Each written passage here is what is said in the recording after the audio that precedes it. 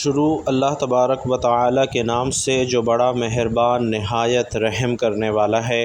بھائیوں اور بہنوں، مفتی عبدالقادر مصلی رحمۃ اللہ علیہ لکھتے ہیں کہ جو شخص روزانہ نماز فجر کے بعد 7 مرتبہ قرآن مجید کی یہ سورت پڑھتا ہے، اس کے لیے زمین کے چھپے خزانے ظاہر ہونے لگتے ہیں اور آسمان سے رزق برسنے لگتا ہے۔ دنیا کی زندگی محض چند دنوں کا عارضی سفر ہے، اور اس سفر میں سب سے بڑی خواہش یہی ہے کہ انسان کو سکون ملے، رزق کی تنگی نہ ہو، گھروں میں خوشحالی اترے اور دل کے غم مٹ جائیں۔ اور ہر بندہ یہی چاہتا ہے کہ وہ ایسے کنجی پالے جو اس کے مقدر کے دروازے کھول دے، ایسی دعا حاصل کر لے جس سے اس کی دعائیں فوراً قبول ہو جائیں، اور ایسا کوئی عمل ڈھونڈ لے جو اسے دنیا کے دکھوں سے بھی نجات دے اور آخرت میں بھی کامیابی عطا کرے۔ عزیز بھائیوں اور بہنوں، اللہ رب العزت نے اپنے محبوب کلام قرآن مجید میں ایسی بے شمار برکتیں چھپا رکھی ہیں جنہیں اگر ہم جان لیں تو دنیاوی خزانے بھی ہمارے قدموں میں ہوں گے اور آخرت کی نعمتیں بھی ہمارے نصیب میں ہوں گی۔ لیکن افسوس کہ ہم نے قرآن کو محض ثواب کی کتاب بنا لیا ہے، جبکہ حقیقت تو یہ ہے کہ قرآن ہدایت، شفا، رزق اور کامیابی کا سرچشمہ ہے۔ مشہور بزرگ اور فقیہ حضرت مفتی عبدالقادر مصری رحمۃ اللہ علیہ نے اس وظیفے کو بیان کرتے ہوئے فرمایا ہے کہ جو شخص روزانہ نماز فجر کے بعد 7 مرتبہ قرآن مجید کی ایک مخصوص سورت پڑھتا ہے، اللہ تعالیٰ اس کے لیے زمین کے چھپے خزانے ظاہر فرما دیتے ہیں اور آسمان سے رزق کے دروازے اس کے لیے کھل جاتے ہیں۔ ناظرین، سوچئے وہ زمین جس پر ہم چلتے ہیں اور جسے معمولی سمجھتے ہیں، وہ اپنے اندر کتنے راز چھپائے بیٹھی ہے، لیکن ان رازوں کو صرف وہی پا سکتا ہے جسے اللہ اجازت دے، اور یہ اجازت قرآن کی برکت اور اللہ کی رضا سے ہی حاصل کی جا سکتی ہے۔ آج کے دور میں سب سے بڑا مسئلہ رزق کی تنگی، تنگ دستی، مہنگائی اور بے برکتی ہے۔ لوگ دن رات محنت کرتے ہیں مگر جیب خالی رہتی ہے، کاروبار میں لگاتے ہیں مگر نقصان اٹھاتے ہیں، کھیتوں میں بیج بوتے ہیں مگر بارش نہیں ہوتی، اگر بارش ہو بھی جائے تو فصلیں ٹھیک طرح نہیں اگتی، گھروں میں سے برکتیں غائب ہیں، دل بے سکون ہیں اور چہروں پر پریشانیاں ہیں۔ لیکن اللہ کے نیک بندے ہمیشہ یہی فرماتے ہیں کہ اصل سکون اور اصل کامیابی دنیاوی اسباب میں نہیں بلکہ اللہ کے کلام میں ہے، وہ کلام جس کے ایک ایک حرف میں رحمت کے سمندر چھپے ہوئے ہیں۔ بھائیوں اور بہنوں، ذرا سوچئے، اگر کوئی ایسا وظیفہ مل جائے جسے آپ نماز فجر کے بعد صرف 7 بار پڑھیں اور اللہ کی قدرت کے خزانے آپ کے لیے ظاہر ہونے لگیں، اگر وہ عمل ایسا ہو کہ زمین خود بخود اپنے خزانوں کو کھول دے اور آسمان سے رزق کی بارش برسنے لگے، تو کیسا محسوس ہوگا؟ یقیناً یہ سن کر ہی دل خوش ہو جاتا ہے کہ اللہ تعالیٰ اپنے بندے کو کس قدر نوازتا ہے، اور یہ کوئی کہانی یا فرضی بات نہیں ہے بلکہ اولیاء اللہ اور بزرگوں کے تجربات سے ثابت شدہ عمل ہے۔ اللہ تعالیٰ نے قرآن کو نہ صرف ہدایت کی کتاب بنایا ہے بلکہ یہ کامیابی کی کتاب ہے، یہ رزق کھینچنے والی کتاب ہے، دلوں کو سکون دینے والی اور مشکلات کو حل کرنے والی کتاب ہے۔ اور بزرگان دین فرماتے ہیں کہ جب کوئی بندہ قرآن مجید کو محض تلاوت کے لیے نہیں بلکہ علاج اور وظیفہ سمجھ کر پڑھتا ہے تو اللہ تعالیٰ فرشتوں کو حکم دیتے ہیں کہ اس کی تقدیر بدل دو، اس کے لیے دروازے کھول دو، اس کے غم دور کر دو۔ اور یہی راز اس صورت میں چھپا ہے جس کا ذکر ہم کرنے جا رہے ہیں۔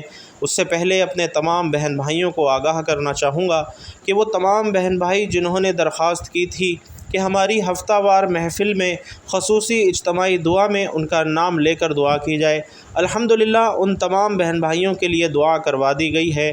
مزید جو بھائی بہن چاہتے ہیں کہ ہماری خصوصی اجتماعی دعا میں ان کا نام لے کر خاص طور پر دعا کروائی جائے، وہ لوگ بھی نیچے کمنٹ باکس میں اپنا نام لکھ سکتے ہیں، انشاءاللہ ان سب کے لیے بھی خصوصی دعا کا اہتمام کروایا جائے گا۔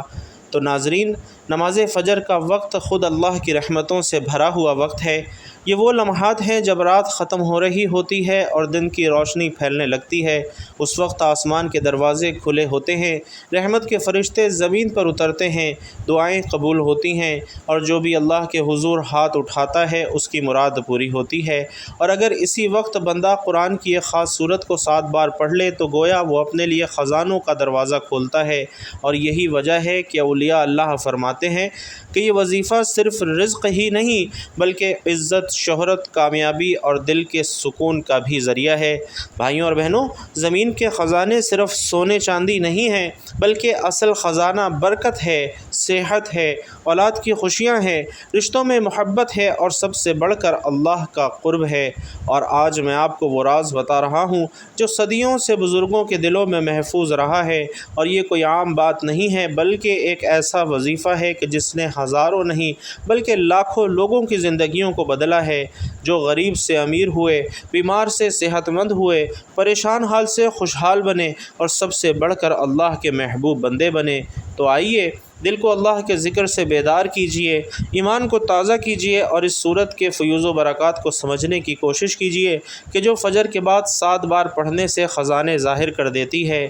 یاد رکھیے کہ یہ سب کچھ اللہ کے حکم سے ہے، کیونکہ خزانے بھی اسی کے ہیں، زمین بھی اسی کی ہے، آسمان بھی اسی کا ہے، رزق بھی وہی دیتا ہے اور وہ جب چاہے اپنی رحمت کے دروازے کھول دے۔ حضرت سلیمان علیہ السلام اور پرندوں کے بارے میں واقعہ ہے کہ ایک دن حضرت سلیمان علیہ السلام نے محسوس کیا کہ جب پرندے ہر روز فضا میں اڑتے ہیں ان کے درمیان ایک خلا ہوتا ہے جس سے آسمان دکھائی دیتا ہے، اور جب یہ خلا بار بار دکھائی دیا تو آپ نے پرندوں سے پوچھا کہ یہ خلا کس چیز کا ہے؟ پرندوں نے بتایا کہ یہ خلا کوے کے لیے ہے۔ حضرت سلیمان علیہ السلام نے حکم دیا کہ کوے کو لایا جائے، اور جب کوا آیا تو حضرت سلیمان علیہ السلام نے اس سے پوچھا کہ تم پرندوں کے ساتھ کیوں نہیں اڑتے؟ کوے نے جواب دیا کہ میرے پاس ایک عذر ہے جس کی وجہ سے میں پرندوں کے ساتھ نہیں اڑ سکتا۔ حضرت سلیمان علیہ السلام نے پوچھا کہ وہ عذر کیا ہے؟ کوا بولا کہ میرا باپ بوڑھا ہو چکا ہے اور اس کی عمر 500 سال ہے، وہ حرکت نہیں کر سکتا اور اس کے پر بھی جھڑ چکے ہیں، وہ کسی کام کا نہیں رہا، اور جب پرندے اڑتے ہیں تو میں اپنے پروں سے اسے ڈھانپ لیتا ہوں تاکہ شکاری پرندے اسے کھا نہ جائیں۔ حضرت سلیمان علیہ السلام نے حکم دیا کہ کوے کے باپ کو لایا جائے تاکہ یہ دیکھا جائے کہ آیا کوا سچ بول رہا ہے یا جھوٹ بول رہا ہے، اور جب کوے کے باپ کو لایا گیا تو ویسا ہی تھا جیسا کہ کوے نے بتایا تھا۔ حضرت سلیمان علیہ السلام نے کوے سے کچھ نہ کہا اور پھر کوے کے باپ سے پوچھا کہ تمہاری زندگی میں سب سے عجیب بات کیا تھی؟ کوے کے باپ نے جواب دیا کہ جب میں جوان تھا تو میں نے ایک شہر دیکھا جس کی دیواریں، دروازے اور ہر چیز سونے کی بنی ہوئی تھی۔ جب میں وہاں اترا تو وہاں کے لوگ مجھے دیکھ کر خوش ہوئے اور مجھے ایک اونٹ تحفے میں دیا جس کا گوشت میں نے اور دوسرے شکاری پرندوں نے کھایا۔ پھر کچھ وقت بعد آیا اور میں نے سوچا کہ دوبارہ اس شہر میں جاؤں تاکہ کچھ کھا سکوں، اور جب میں وہاں پہنچا تو دیکھا کہ شہر اب چاندی کا ہو چکا ہے۔ وہاں کے لوگوں نے مجھے ایک بکری تحفے میں دی جس کا گوشت میں نے کھایا اور چلا گیا۔ کچھ سال گزرنے کے بعد میں نے پھر سوچا کہ اس شہر میں جاؤں، لیکن جب میں وہاں پہنچا تو دیکھا کہ سارا شہر مٹی کا ہو چکا تھا اور وہاں کے لوگوں نے مجھے کچھ بھی نہیں دیا۔ یہ میرے لیے زندگی کی سب سے عجیب بات تھی۔ حضرت سلیمان علیہ السلام نے پوچھا کہ کیا تمہیں اب بھی اس شہر کا مقام یاد ہے؟ کوے کے باپ نے کہا ہاں مجھے یاد ہے۔ حضرت سلیمان علیہ السلام نے حکم دیا کہ کوے کو اپنے ساتھ فرش پر بٹھایا جائے اور ہوا میں اڑایا جائے۔ جب وہ شہر کے مقام پر پہنچے تو حضرت سلیمان علیہ السلام نے پوچھا کہ کہاں ہے وہ شہر؟ کوا بولا کہ یہی تھا۔ حضرت سلیمان علیہ السلام نے حکم دیا کہ زمین سے مٹی کو ہٹایا جائے اور وہاں ایک پرانے شہر کے آثار ملے۔ حضرت سلیمان علیہ السلام نے حکم دیا کہ وہ شہر میں کوئی جاندار تلاش کیا جائے۔ کچھ دیر بعد جنات اور ہوا نے بتایا کہ ایک کنویں میں ایک بڑا سانپ ملا ہے جس کی عمر 300 سال ہے۔ حضرت سلیمان علیہ السلام نے سانپ کو بلایا اور اس سے پوچھا کہ تم کون ہو؟ سانپ نے کہا کہ میرا نام سیاہ ہے۔ حضرت سلیمان علیہ السلام نے پوچھا کیا تمہارے اس شہر کے لوگوں کی موت کے بارے میں کچھ معلوم ہے؟ سانپ نے کہا کہ میں تب تک کچھ نہیں بتاؤں گا جب تک مجھے اللہ کا وعدہ نہ دیں کہ مجھے کوئی نقصان نہیں ہوگا۔ حضرت سلیمان علیہ السلام نے وعدہ دیا کہ میں تمہیں اللہ کا وعدہ دیتا ہوں کہ تمہیں کوئی نقصان نہیں پہنچے گا جب تک تم کچھ غلط نہ کرو۔ سانپ نے کہا کہ اس شہر کے لوگ اللہ کی نعمتوں سے بغاوت کر چکے تھے تو اللہ نے مجھے ان پر مسلط کیا اور میں نے کنویں کے پانی میں زہر ملا دیا جس سے وہ سب کے سب مر گئے۔ حضرت سلیمان علیہ السلام نے حکم دیا کہ شہر کو دوبارہ تعمیر کیا جائے، اور جب شہر اپنی پرانی حالت میں واپس آیا تو حضرت سلیمان علیہ السلام نے سانپ کو قتل کرنے کا حکم دیا۔ سانپ نے کہا اے اللہ کے نبی، آپ نے مجھے اللہ کا وعدہ دیا تھا۔ حضرت سلیمان علیہ السلام نے جواب دیا ہاں میں نے تمہیں وعدہ دیا تھا کہ جب تک تم شریعت کے خلاف کچھ نہ کرو تمہیں کوئی نقصان نہیں پہنچے گا، لیکن تم نے ایک شخص کو نہیں بلکہ ایک پوری قوم کو قتل کیا ہے۔ سانپ کو قتل کرنے کے بعد حضرت سلیمان علیہ السلام نے اس کے دانتوں کو شہر کے دروازے پر لٹکا دیا، اور جب لوگ وہاں سے گزرتے تو پوچھتے کہ یہ کس کے دانت ہیں؟ جواب ملتا یہ سانپ سیاہ کے دانت ہیں۔ وقت گزرنے کے ساتھ ساتھ لوگ کہنے لگے کہ یہ سیاہ کے دانت ہیں، پھر صرف نام سیاہ کہنے لگے اور آخر کار یہ شہر کا نام پڑ گیا۔ حضرت شیخ عبد الرحمن بن سلام کے مطابق حضرت سلیمان علیہ السلام نے جب دیکھا کہ اللہ تعالیٰ نے ان کے لیے دنیا کو وسیع کر دیا ہے اور دنیا کی طاقت ان کے ہاتھ میں ہو گئی ہے تو کہنے لگے اے میرے معبود، اگر آپ مجھے اجازت دیں کہ میں آپ کی تمام مخلوقات کو پورے سال کھلاؤں تو بہتر ہوتا۔ اللہ تعالیٰ نے ان کے پاس وحی بھیجی کہ تو اس کی ہرگز قدرت نہیں رکھتا۔ حضرت سلیمان علیہ السلام نے پھر درخواست کی یا الہی ایک ہفتے کے لیے ایسا ہو جائے۔ اللہ تعالیٰ کی طرف سے جواب ملا کہ تو اس کی بھی طاقت نہیں رکھتا۔ حضرت سلیمان علیہ السلام نے پھر درخواست کی کہ یا اللہ ایک دن کے لیے ہی اجازت دے دے۔ اللہ تعالیٰ کی طرف سے وحی ملی کہ تو اس کی بھی قدرت نہیں رکھتا، لیکن ایک دن کی ضیافت کی اللہ تعالیٰ نے تجھے اجازت دی۔ اجازت ملنے کے بعد حضرت سلیمان علیہ السلام نے تمام جنات اور انسانوں کو حکم دیا کہ وہ تمام کے تمام ان چیزوں کو جو زمین پر حلال ہیں، یعنی گائے، بیل، بکریاں، دمبے وغیرہ، اور ان تمام چیزوں کو جو جن سے حیوان میں سے ہیں، یعنی پرندے وغیرہ، ان کو جمع کریں۔ چنانچہ جن و انس نے ان تمام چیزوں کو جمع کر لیا اور بڑی بڑی دیگیں تیار کی گئیں۔ پھر ان جانوروں کو ذبح کر کے ان کو پکایا گیا۔ حضرت سلیمان علیہ السلام نے ہوا کو حکم دیا کہ کھانے پر چلیں تاکہ خراب نہ ہو سکیں۔ پھر تمام کھانوں کو جنگل میں پھیلا دیا گیا۔ اس کھانے کی دعوت کی لمبائی 1 مہینے کے مسافت کے برابر تھی اور اس کی چوڑائی بھی اتنی ہی تھی۔ پھر حضرت سلیمان علیہ السلام نے اللہ سبحانہ و تعالی سے دعا فرمائی تو اللہ رب العزت نے وحی نازل فرمائی کہ اے سلیمان، تو میری مخلوقات میں سے کس سے دعوت شروع کرے گا؟ حضرت سلیمان علیہ السلام نے فرمایا کہ میں سمندر کے جانوروں سے شروع کروں گا۔ اللہ تعالیٰ نے بحر محیط کی ایک مچھلی کو حکم دیا کہ وہ سلیمان علیہ السلام کی ضیافت میں سے کھائے۔ چنانچہ وہ مچھلی آئی اور حضرت سلیمان علیہ السلام سے کہنے لگی کہ میں نے سنا ہے کہ تو نے ضیافت کا دروازہ کھول دیا ہے اور آج میری ضیافت تو کرے گا۔ حضرت سلیمان علیہ السلام نے فرمایا ہاں ایسا ہی ہے، تو کھانا شروع کر۔ چنانچہ وہ مچھلی آگے بڑھی اور دسترخوان کے شروع سے کھانے لگی۔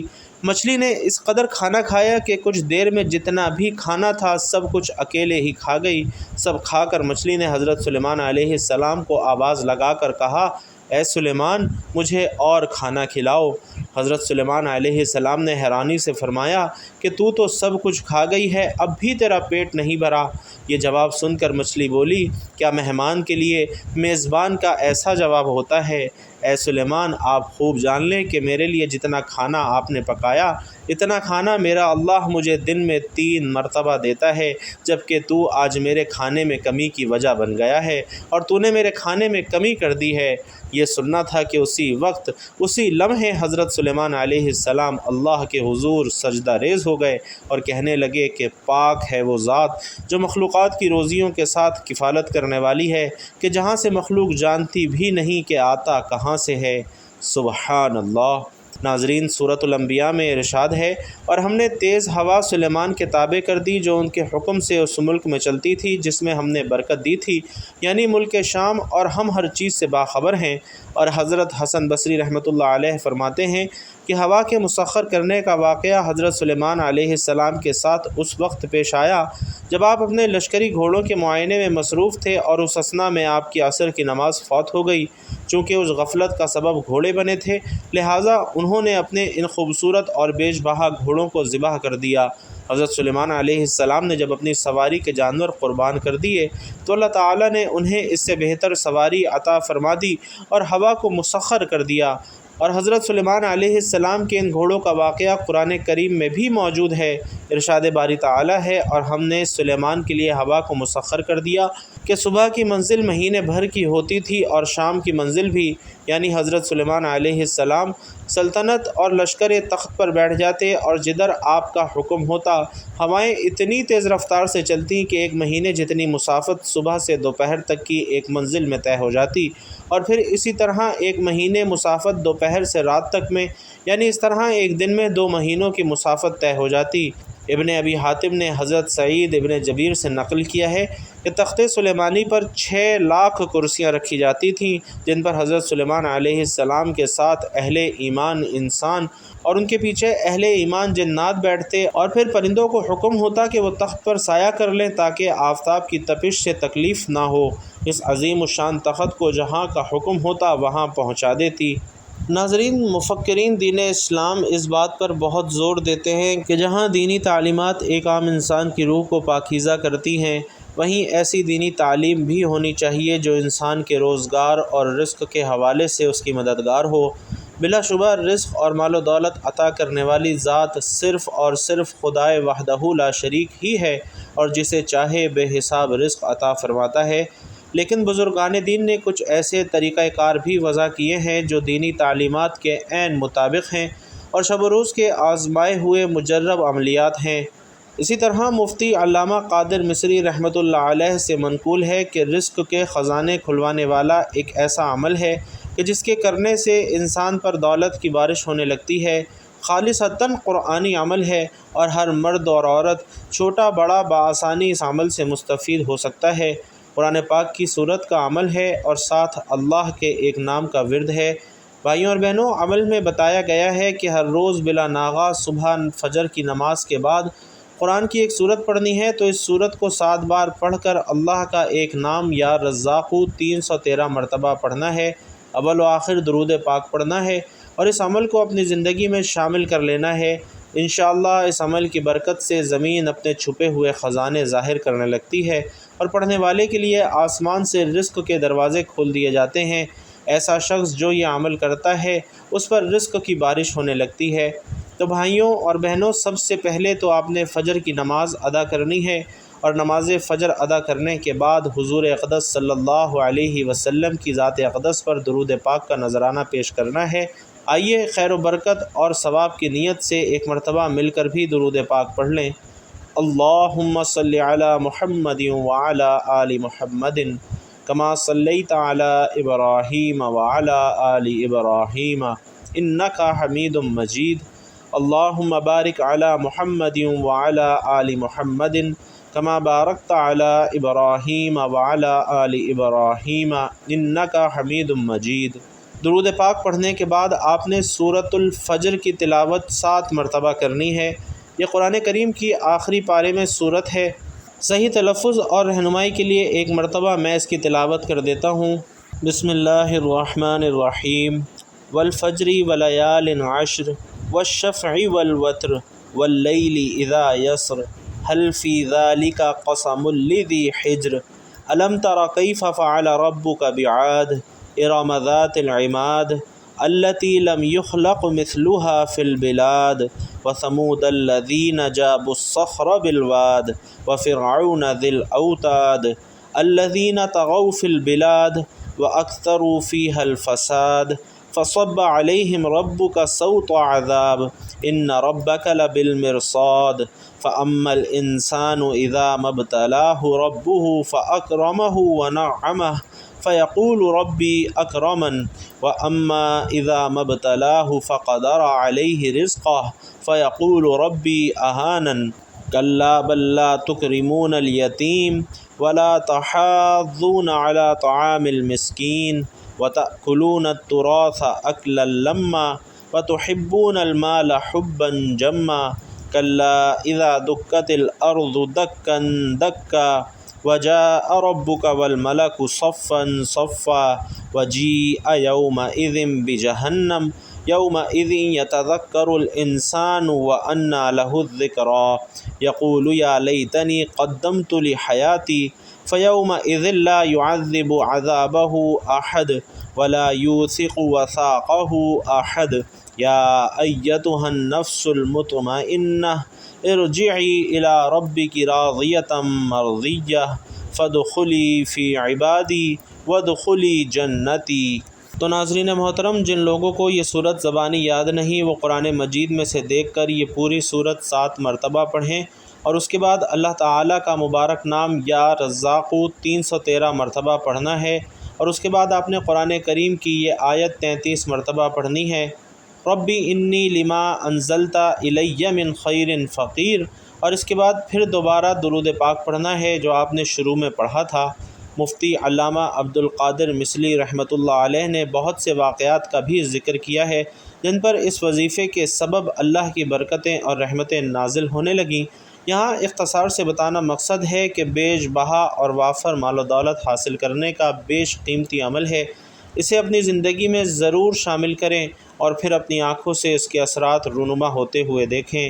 اللہ تبارک و تعالی سے دعا ہے کہ نیکی کی بات ہم سب کو سننے، سمجھنے اور اس پر عمل کرنے کی طاقت اور توفیق مرحمت فرمائے۔ میرا سنانا اور آپ کا سننا اپنی بارگاہ میں قبول و منظور فرمائے، آمین یا رب العالمین۔